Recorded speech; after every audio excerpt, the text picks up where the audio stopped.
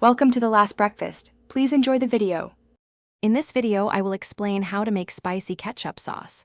First, you'll need 1 cup of your preferred ketchup. This forms the essential base for our delicious condiment. Next, grab 1 tablespoon of your favorite hot sauce. Adjust this amount to your desired level of heat. Finally, add 1 teaspoon of Worcestershire sauce to introduce a rich, savory depth that complements the other flavors beautifully. Combine these initial ingredients in a small bowl. To elevate the flavor profile, let's add some aromatic spices.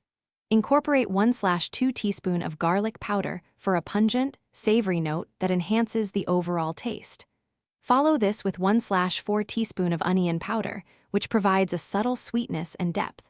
For an extra layer of heat, stir in a small pinch of cayenne pepper. Remember, you can always add more later if you prefer a spicier sauce. Mix these ingredients thoroughly until well combined. Now it's time to bring everything together.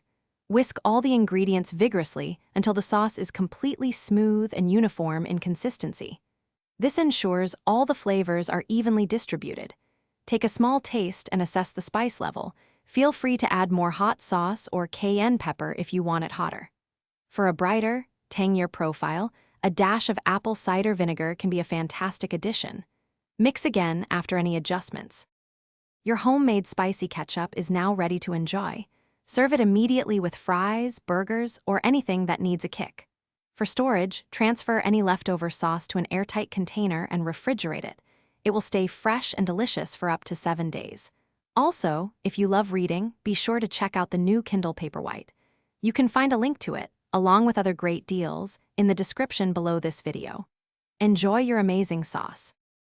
Thanks for watching. If this was helpful, leave a like and consider subscribing. See you next time.